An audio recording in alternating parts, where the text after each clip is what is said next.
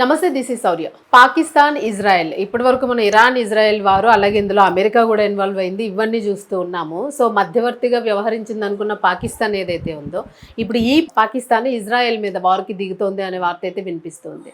అసలు ఏంటి latest update? మరలా ఇది ఒక కొత్త విషయంగా కనిపిస్తుంది. సో ఈ డీటెయిల్స్ అన్ని కనుక్కుందాం సీనియర్ జర్నలిస్ట్ దాము బాలాజీ గారి నుంచి. నమస్తే సార్. నమస్తే సార్, అంటే లేటెస్ట్ అప్డేట్ అనుకోవచ్చా దీన్ని మనం? అసలు కొత్తగా డెవలప్ అవుతున్న ఒక అంశం ఏంటంటే ఇజ్రాయెల్కి పాకిస్తాన్ మధ్య ఉద్రిక్తతలు పెరగడం. అంటే మరి ఇజ్రాయెల్ పాకిస్తాన్ మీద అటాక్ చేస్తుందా, లేకపోతే పాకిస్తాన్ ఇజ్రాయెల్ మీద అటాక్ చేస్తుందా అంటే చెప్పలేము. ఏమన్నా జరగచ్చు జియో పాలిటిక్స్ లో. కానీ తీవ్ర ఉద్రిక్తతలు అయితే ఈ రోజు పాకిస్తాన్కి ఇజ్రాయెల్కి మధ్య చోటు చేసుకున్నట్టుగా తెలుస్తుంది. దీనికి ప్రధాన కారణం ఏంటంటే పాకిస్తాన్ మధ్యవర్తిత్వం వహించడమే. ఎందుకంటే ఇజ్రాయెల్తో మంచి సంబంధం ఎప్పుడు కూడా పాకిస్తాన్కి లేదు. దాని చరిత్ర నేను కొద్దిగా తర్వాత చెప్తాను. కానీ ఇరాన్తో పాకిస్తాన్కి ముందు నుంచి కూడా మంచి సంబంధాలు ఉన్నాయి. సో ఈ నేపథ్యంలో ఇరాన్కి ఇటు అమెరికాకి ఇజ్రాయెల్కి మధ్య యుద్ధాన్ని ఆపడం కోసం పాకిస్తాన్ బయలుదేరింది. 2 ఫేజ్డ్ ఒక ప్రపోజల్ అనేది చేసింది. ముందుగా సీజ్ ఫైర్ జరగాలి, దాని తర్వాత సీజ్ ఫైర్లో కామన్ గ్రౌండ్ ఏర్పరిచే చర్చలు జరగాలి, దాని తర్వాత మెయిన్ టాపిక్ మీద చర్చలు జరపాలి అనేది పాకిస్తాన్ ఇదైంది. పాకిస్తాన్ ఏంటంటే ఇది ఒక అవకాశంగా ఉపయోగించుకుంది. పాకిస్తాన్కి మిడిల్ ఈస్ట్కి, వెస్ట్ ఏషియాకి మధ్య ఒక అనుసంధానకర్తగా పాకిస్తాన్ ఉంటుంది. రెండోది ముస్లిం దేశాలకు పెద్దగా కూడా పాకిస్తాన్ ఉండదలుచుకుంది. ఎందుకంటే పాకిస్తాన్కి ఎకనామిక్గా పూర్ అయినప్పటికీ అది స్ట్రాటజికల్గా ముందు నుంచి కూడా 1970s 80s కూడా అది అమెరికా, సోవియట్ యూనియన్ చర్చల్లో కూడా పాకిస్తాన్ అప్పట్లో ఇదయింది, నెక్సన్ అప్పుడు కూడా. సో కాబట్టి పాకిస్తాన్కి ఈ డిప్లొమాటిక్ హిస్టరీ అనేది ఉంది. సో రెండోది అది మిలిటరీ పరంగాను డిప్లొమసీ పరంగాను బాగా చురుగ్గానే ఉంటుంది పాకిస్తాను.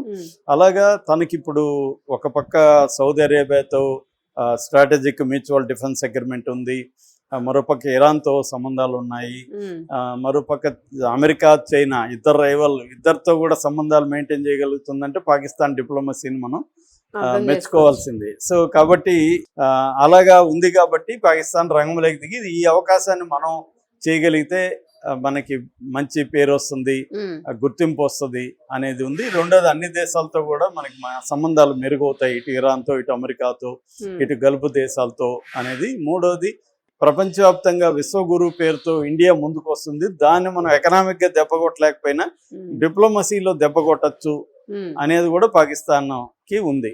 సో ఈ కారణాలతో పాకిస్తాన్ రంగంలో దిగింది. కానీ పాకిస్తాన్ ఆదిలోనే హంసపాద అన్నట్టుగా ఫస్ట్లోనే పాకిస్తాన్కి వ్యతిరేకత వచ్చింది. ఆ వ్యతిరేకత ఏంటంటే ఇరాన్ పెట్టిన డిమాండ్స్ని సరిగ్గా ఛానలైజ్ చేసి అమెరికాకు పంపించడంలో పొరపాటు జరిగి 3 వెర్షన్లు వెళ్ళిపోయినాయి. ఇటు అమెరికా పెట్టిన 15 డిమాండ్స్ని ఇరాన్ కరెక్ట్గా చేయలేదు. అలాగే సీజ్ ఫైర్లో లెబనాన్ ఉందా లేదా అనే క్లారిటీ లేకుండా లెబనాన్ ఉందన్నట్టుగా ప్రకటించేసింది. సో ఈ నేపథ్యంలో దానికి చెడ్డ పేరు వచ్చింది. ఏదేమైనా చర్చలు అయితే ఈరోజు మొదలైంది. సో మామూలుగానే ఎప్పుడైనా పంచాయతీలో పంచాయతీ పెద్దగా ఉన్న వాళ్ళకి ఒక్కొక్కసారి అన్ని వర్గాలు తిడతాయి, ఇద్దరు కలిసి తిడతారు పంచాయతీ పెద్దని, లేదు ఒక వర్గం తిడుతుంది. ఎందుకంటే ఒకవైపే చెప్పాలి కదా, ఫైనల్ గా ఒకటి తప్పు ఒకటి తప్పు అని తేల్చాలి. తప్పన్నోడు వీడిని తిడతాడు, వీడు కుమ్మక్కాయాడు, వీడు వాళ్ళతో డబ్బులు తీసుకుని సరెండర్ అయిపోయి లేకపోతే వాళ్ళ బంధువులని ఏదో ఒకటి చెప్తాడు. సో తలనొప్పి అయితే పెద్దలకు ఉంటది.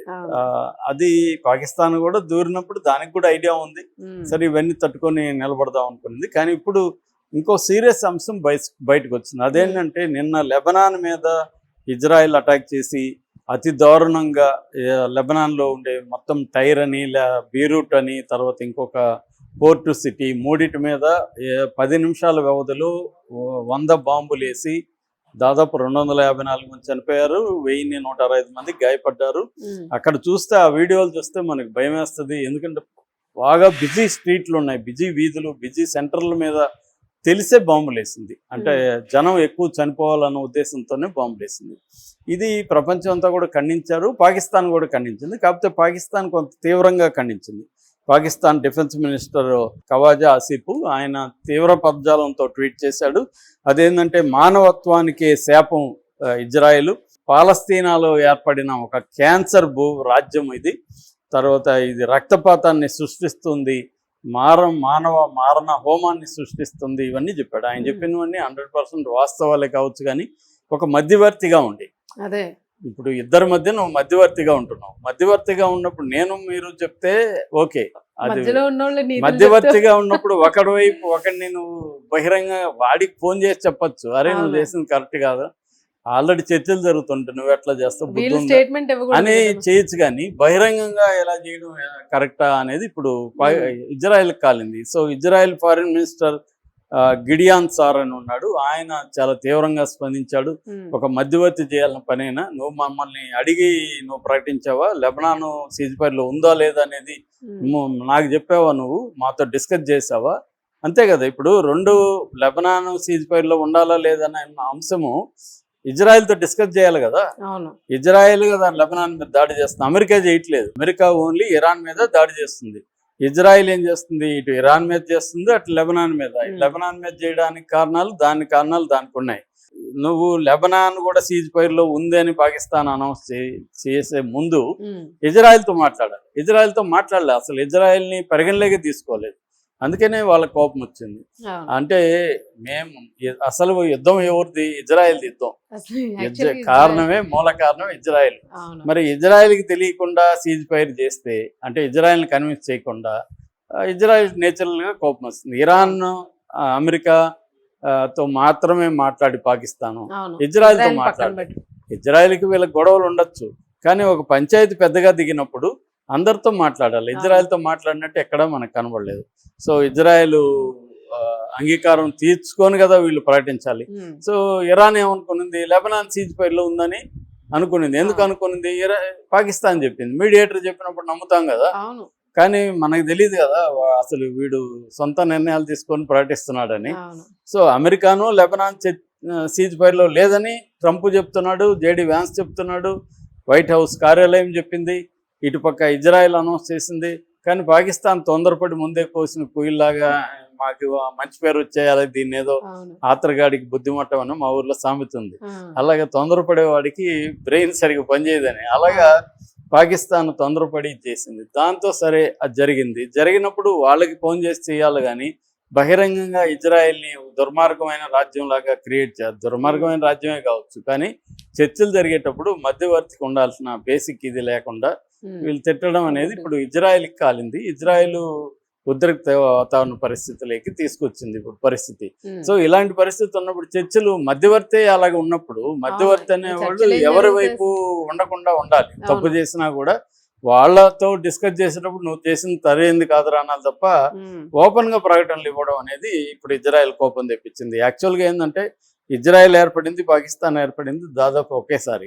పాకిస్తాన్ 1947లో పాకిస్తాన్కి స్వాతంత్రం వస్తే ఇజ్రాయెల్ ఏర్పడింది 1948లో ఏర్పడింది. అయితే ముందు నుంచి కూడా ఏర్పడమే పాకిస్తాన్ ఖండించింది. ఎందుకంటే పాలస్తీనా భూభాగాన్ని చీల్చి ఇజ్రాయెల్ ఏర్పడడం అనేది పాకిస్తాన్కి ఇష్టం లేదు. పాకిస్తాన్ జిన్నా అప్పట్లో ఉండేవాడు. జిన్నా ఏంటంటే ప్రో అరబ్ ప్రో పాలస్తీనా స్టాండ్ తీసుకున్నాడు. యుఎన్లో కూడా జిన్నా పాకిస్తాన్ వ్యతిరేకించింది. అక్కడి నుంచే గొడవలు ఉన్నాయి. దాని తర్వాత 80sలో మాత్రం అంటే మనకి ఒక్కొక్కసారి మనకు కూడా ఇక్కడ పైన కొట్లాడుకుంటారు, కింద ఎలక్షన్లో కలిసి పనిచేస్తుంటారు రెండు పార్టీలు. అలాగే వీళ్ళు కూడా ఏంటి కొట్లాడుకుంటున్నప్పటికి కూడా ఆఫ్ఘనిస్తాన్లో మాత్రం సోవియట్ యూనియన్కి వ్యతిరేకంగా 1980sలో ఇటు మొసాదు ఇటు ఐఎస్ఐ కలిసి పనిచేసాయి. For example Israel Soviet Union దగ్గర పట్టుకున్న వెపన్స్ని పాకిస్తాన్ గుండానే ఆఫ్ఘనిస్తాన్లో ఉండే ముజాహిదీన్లకి చేర్చింది అప్పట్లో. అలాగా కలిసి కూడా పనిచేసిన చరిత్ర ఉంది. అట్లాగే బెనజర్ భుట్టో అండ్ ఆయన ఎవరు పర్వేజ్ ముషర్రఫ్ వీళ్ళిద్దరూ ఉన్నప్పుడు కూడా ఇజ్రాయెల్తో రహస్య మీటింగ్లు అయినాయనేది కూడా అప్పట్లో వచ్చాయన్నమాట. అంటే ఇజ్రాయెల్తో సీక్రెట్ మీటింగ్స్ అయినాయని. ఏదేమైనా ఓపెన్గా మాత్రం ఇజ్రాయెల్కి పాకిస్తాన్కి పడదు. రెండోది ఇజ్రాయెల్ ఈ మధ్య ఇండియాతో క్లోజ్ అయింది. ఇండియాతో డిఫెన్స్ అగ్రిమెంట్లు, టెక్నాలజీ షేరింగ్ అగ్రిమెంట్లు అంతా జరిగాయి. ఈ నేపథ్యంలో ఇజ్రాయెల్ కూడా ఇండియా రేపు పాక్కి వార్ వచ్చినప్పుడు మనకు అండగా, అప్పుడు కూడా మన పాకిస్తాన్కి మనకు వార్ వచ్చినప్పుడు కూడా ఇజ్రాయెల్ ఓపెన్గా మనకు అండగా ప్రకటనలు ఇచ్చేసింది. సో అందువల్ల పాకిస్తాన్కి ఇజ్రాయెల్కి మధ్య ఒక రగడైతే జరుగుతుంది. ఉమ్. సో ఇప్పుడు అది ఏ స్థాయికి వెళ్తది, పాకిస్తాన్ మీద ఇజ్రాయెల్ యుద్ధానికి అటాక్ వెళ్తుందా? చేస్తుందా, ఉమ్. మళ్ళీ ఇది కొంపమునిగా ఇంకొక యుద్ధంగా కొత్త యుద్ధం మళ్ళా మారుతుందా అన్న ఒక మొదలవుతుందా? టెన్షన్ అయితే ఇప్పుడు వచ్చింది. అవును. అంటే మధ్యవర్తి సరిగా చేయకపోవడం వల్ల ఇప్పుడు మధ్యవర్తి లే- మీదకే రివర్స్ మళ్ళీ అయ్యాడు. మధ్యవర్తికి అందులో ఒక పార్టీకి మధ్య గొడవలు రావడం అనేది ఇదొక విచిత్రమైన కండిషన్ అని చెప్పుకోవచ్చు. Right. Thank you sir. Thank you.